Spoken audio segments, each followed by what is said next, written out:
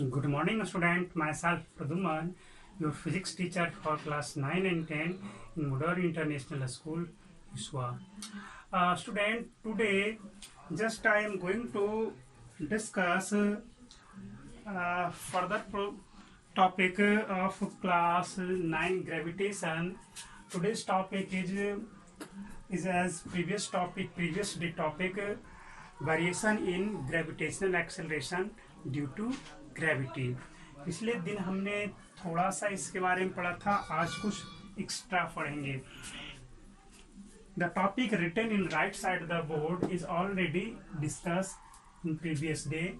The value of G at the surface of earth is 9.8 metre per second square. इसे मैंने formula से निकाला था, जी इक्वल टू क्या होता है, G M divide by R square, है ना। जब यहाँ पे मास ऑफ अर्थ रखोगे, इसका value gravitational constant 6.67 into 10⁻11 newton metre per पेज स्क्वायर से आप रखोगे तो आपका मिल जाएगा न्यूटन मीटर स्क्वायर पर पेज स्क्वायर। डिस्टेंस जो आपका 6400 किलोमीटर आपका है वो रखोगे, तब आपका 9.8 मीटर पर सेकेंड स्क्वायर आ जाता है। इसके बारे में और जान लो। The value of G decreases with height. जैसे जैसे हम लोग ऊपर की ओर जाएंगे वैसे वैसे क्या हो जाएगा, आपका ग्रेविटेशनल एक्सेलरेशन का जो वैल्यू है वो डिक्रीज करता जाएगा। जो 9.8 है, हम ऊपर की ओर बढ़ते जाएंगे तो आपका घटते घटते घटते घटते बहुत ज्यादा ऊंचाई पर चले जाएंगे तो नेग्लिजिबल हो जाएगा। एक समय ऐसा हो जाएगा वहां पे किसी प्रकार का कोई एक्सेलरेशन नहीं होगा और हम लोग अर्थ के ग्रेविटेशनल फील्ड से बाहर हो जाएंगे। ठीक है, ये तो आप देख ही रहे हो कि the force of attraction gravitational acceleration is depend upon distance between the object. ये आपका डिस्टेंस है, सरफेस पर था तो आर स्क्वायर, ऊपर की ओर जाएगा तो आर प्लस एच हो जाएगा। निकाल लो फोर्स क्या लगेगा, फोर्स ऑफ अट्रैक्शन। यहाँ पे अगर जो एच हाइट पे है तो G capital M small M divide by क्या हो जाएगा आपका डिस्टेंस, तो R plus H whole square दे देंगे। तो G capital M small M यही आपका हो गया। तो एक्सेलरेशन क्या हो जाएगा, mass into acceleration, G dash ले लो, G M M by R plus H whole square. Small M cancel out हो गया। ऐसे भी gravitational acceleration mass of the body जिस पे फोर्स लग रहा है उस पर डिपेंड नहीं करता। तो जी डैश आपका आया G capital M by R plus H whole square. तो ये तो हमारा, ये भी आपका क्या होगा, डिक्रीज ही होगा। देख रहे हो G M by R square, नीचे वाला इंक्रीज कर रहा है ना, तो नीचे का इंक्रीज करेगा तो एक्सेलरेशन डिक्रीज करेगा। क्लियर है। डेप्थ के बारे में अब हम लोग चलेंगे। इसी में हम और भी कुछ चाहें तो ऐड कर सकते हैं। ये हमारा क्या था, जी इक्वल टू था। अगर हम इन दोनों को डिवाइड कर दें, इन दोनों को डिवाइड करें, ये तो हमारा था एट द सरफेस ऑफ अर्थ, है ना, और एट एच हाइट। इन दोनों को डिवाइड करोगे तब क्या होगा, G dash by G M R plus H whole square. और डिवाइड करना है तो इस तरह से लिखोगे G M divide by R square. G M से G M cancel, multiplication sign लोगे तो ऊपर नीचे हो जाएगा। तो जी डैश इक्वल टू क्या हो जाएगा, ये आर स्क्वायर तो ऊपर चला जाएगा, जी इधर की ओर आएगा तो G into R square whole square. दोनों पर स्क्वायर है तो आप एक में भी लिख सकते हो, है ना। तो हो जाएगा यहाँ से आपका G dash equal to G into R by R plus H whole square. ये भी एक इंपॉर्टेंट रिलेशन है, याद रखेंगे। ठीक है, आइए डेप्थ के लिए आगे हम प्रोसीड करते हैं।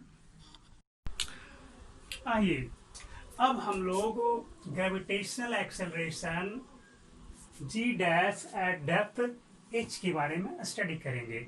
देखा जाए हमने क्या लिखा था फर्स्ट में कि the value of G decreases with height, वो तो क्लियर था, आपका घट रहा था। और सेकंड में है the value of G is also decreases with depth, यानी कि इनसाइड द अर्थ जब हम मूव करेंगे तब भी ग्रेविटेशनल एक्सेलरेशन डिक्रीज ही करेगा। तो कैसे डिक्रीज करता है जो देखा जाए, तो सबसे पहले हम यहाँ पे देखेंगे कि जब अर्थ सरफेस पर था तब तो आपका मैक्सिमम यानी कि कैपिटल जी लग रहा था। उस समय अर्थ का वॉल्यूम क्या था? उस समय वॉल्यूम ऑफ अ स्फीयर, अर्थ के बारे में हम यहाँ पे स्फीयर ही ले लिया है, इस 4/3 pi R cube. Capital R क्या है? This is the radius of earth, so the volume of earth is 4/3 pi R cube. And volume at depth H, जब एच डेप्थ पे चला जाएगा तो छोटा स्फीयर हो जाएगा। अब इसके रेस्पेक्ट में इतना ही बड़ा स्फीयर न बचा, इतना बड़ा स्फीयर आपको बचा, तो उस समय वॉल्यूम क्या हो जाएगा? यहाँ पे वॉल्यूम हो जाएगा 4/3 pi R minus H whole cube. ये पूरा आर है, ये एच है, तो ये क्या होगा? आर माइनस एच हो जाएगा। अब देखा जाए, अब यहाँ पे ये हमारा स्मॉल एम हो गया और इस स्मॉल एम आ चुका है, और इसका मास पहले पूरा का कैपिटल एम था, इसका एम डैश हो जाएगा, है ना, एम डैश। अब देखा जाए, हम जान रहे हो कि since mass of 4/3 pi R cube volume contain capital M, तो बड़े स्फीयर का जो मास है वो कैपिटल एम है ना।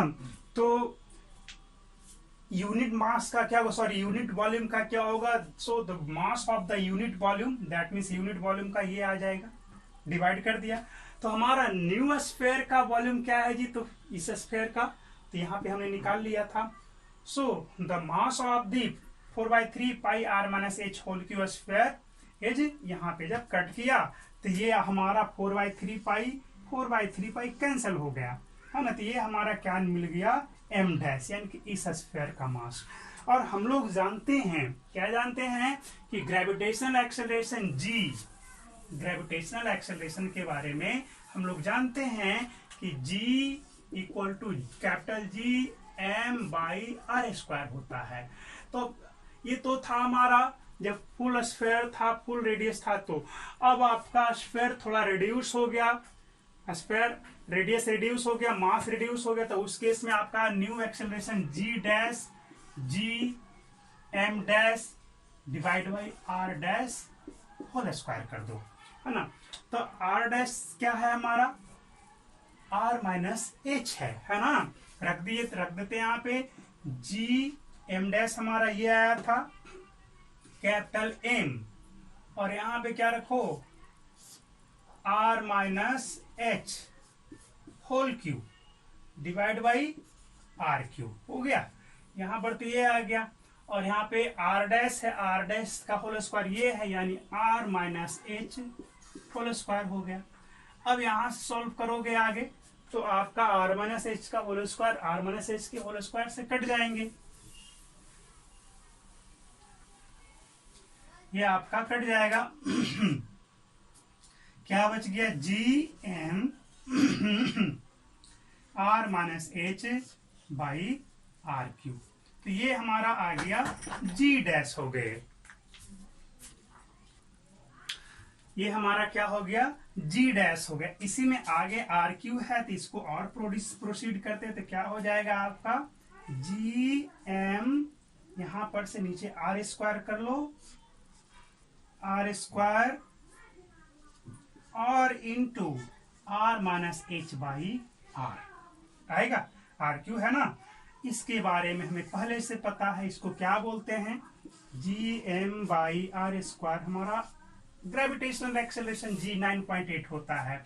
इसे लिख दो G dash equal to G into यहाँ पे 1 माइनस एच बाई आर, इस तरह से हो जाएगा। तो अब क्या देखा? ये जो है इससे बहुत कुछ आपको जानकारी मिल जाएगी। जैसे जैसे हमारा h का वैल्यू बढ़ते चला जाएगा, ये क्वांटिटी आपका घटते चला जाएगा। सोचो इसमें से h का मतलब डेप्थ घटते चला जाएगा, यहाँ पर है, यहाँ पर आ जाएगा तो कुछ और बिल्कुल घटते घटते जब यहाँ पर h आ जाएगा, यानी कि at the centre h equal to क्या हो जाएगा? Capital R। सब सेंटर पर है, जब हमारा आ जाएगा ऑब्जेक्ट तो h क्या हो जाएगा? Capital R। तो h कैपिटल R हो जाएगा, तो capital R by capital R 1, यानी 1 माइनस 1 क्या हो गया? 0, यानी कि at the centre of the earth क्या हो जाएगा? ग्रेविटेशनल एक्सेलरेशन 0 हो जाएगा, है ना। तो ये छोटा सा कंसेप्ट था और बहुत ही अच्छा कंसेप्ट था, इसलिए मैंने आपको बताया, और हार्ड भी नहीं लगना चाहिए। अगर जो पूछ दिया जाए कि at the half of the centre क्या होगा, ग्रेविटेशनल एक्सेलरेशन जैसे हाफ पर पहुंच गया तो ग्रेविटेशनल एक्सेलरेशन क्या होगा, तो यहाँ पे h इक्वल टू r/2 रख दो, r/2 रखेंगे तो यहाँ से जो भी होगा वो आपको निकल जाएगा। ठीक है, तो ये सिंपल सा क्वेश्चन था, टॉपिक था।